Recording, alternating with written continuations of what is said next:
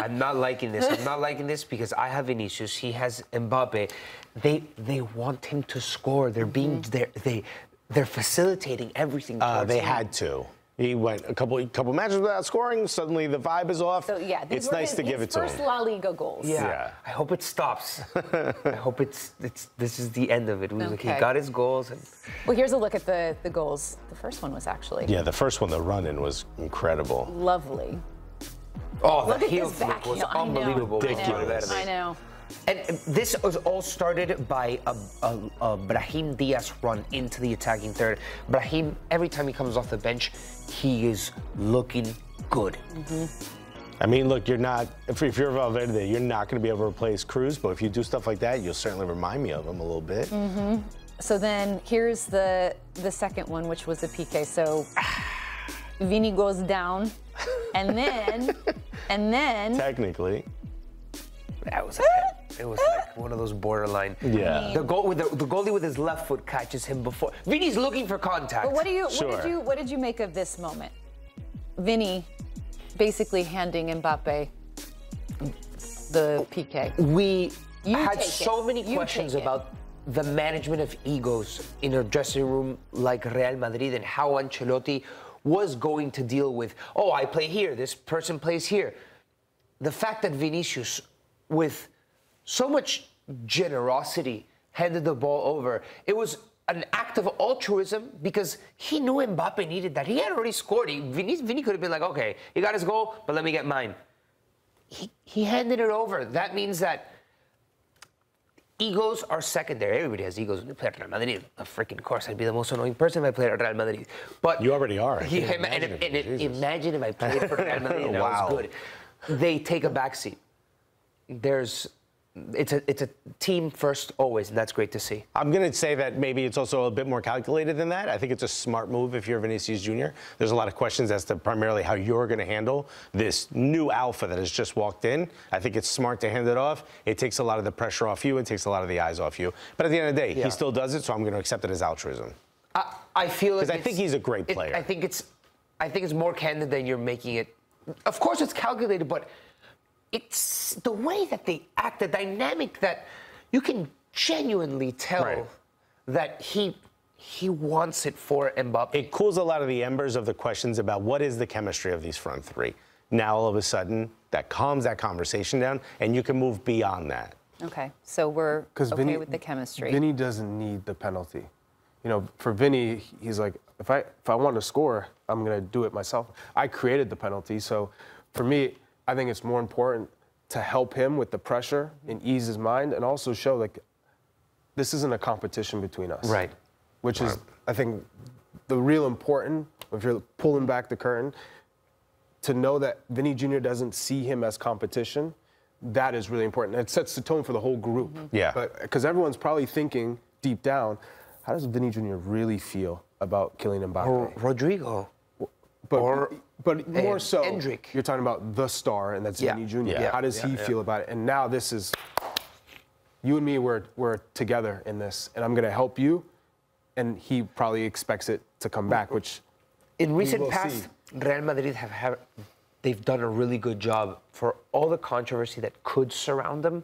Just brush it off your label. Just like Label? Yeah, like that. Boom. And Are we accepting label? I think he wanted to say lapel Yeah. and label. At the same time? Yeah. He's made that mistake before. Yeah. Now it's just a It's not the most glamorous way of saying it, It's but not the glamorous way of brushing the dust off of your label. glamorous. But it's Madrid. Madrid. The club comes So first. how much The badge is of bigger than that everyone's name. is Ancelotti? And this is what was my point. They go like this to any controversy, and it stems from Ancelotti. And even if you go back to Zidane, Zidane, anytime there was controversy, he'd kind of just laugh about it. He understood the grandiose aspect of the club, and just kind of went with the energy, and said, you know what, haha, laughed, and didn't give too much thought because he knew that what he was doing was the right thing. And same thing with Ancelotti. It sets the tone, and these guys, anytime that there could be any controversy, I think they take care of it in a really mature way. For a lot of these guys that are very young, they don't feed in to a lot of the stuff that could be said around, and that's why Yeah, I even give a little credit to Florentino Perez. There's the honor of playing for Real Madrid. That is the aura of it. And your controversy isn't going to upend what we do. You need to hold yourself to the Real Madrid standard. And that is a beautiful thing when you think about it from a bird's eye view. I think it's something that a lot of other clubs should aspire to get to. 100%. You also have to think that that was just a kind of a weight off the shoulders of Kylian Mbappé, too, to get that out of the way. Everyone was waiting for it. The anticipation was so high, and just to kind of be like, okay, we're good. Floodgates open? Yep. Here we go. It's like ketchup, right? All right, well, let's transition over to Barcelona. 7-0 over Valladolid. A Raphinha hat trick. They had 5 other goal scorers in this one. They now have 12 points on the season, 4 wins. They've scored 13, given up only 3 goals, and are 4 points clear of Real Madrid. Jeez. And I realize it is early days, but how surprised are we that Barcelona have looked as good as they have, Nico? Surprised.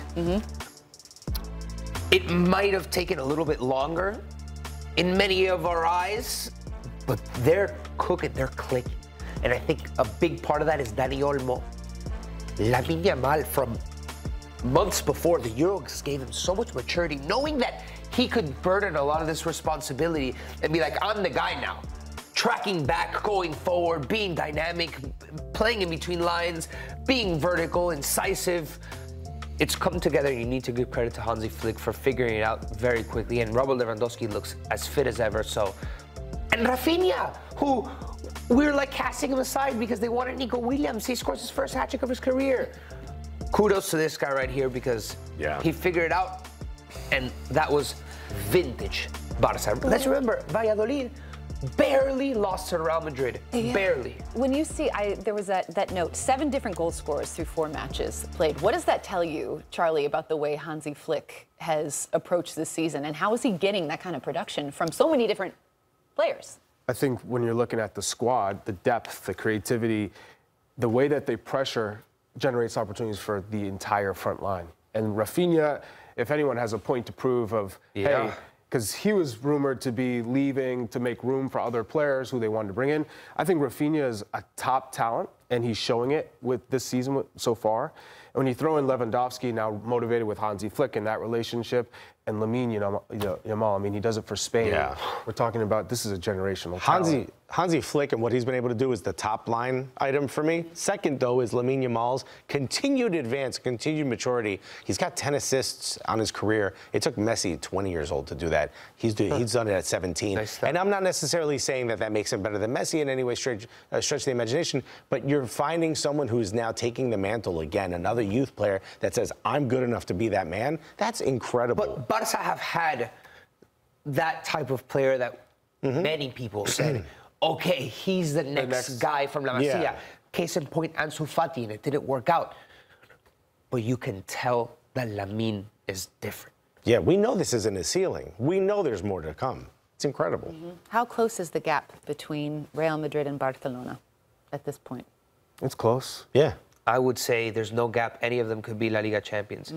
On any given day, excuse me, geez, I'm struggling here. On any given day, Barcelona can beat Real Madrid and Real Madrid can beat Barcelona. How excited are we for El Clásico in October? It's going to be great. It's like, gonna be great. For the first time, I think, since Cristiano and Messi have both been gone, this is the first time that we're like, wow. Yeah. But Barca and Madrid are once again must-watch TV every weekend. We haven't said that in like 3 or 4 years. October, you said? El Clásico? Late October. It's always around late October. I don't know exactly the date. Yeah, this is going to be a crazy installment.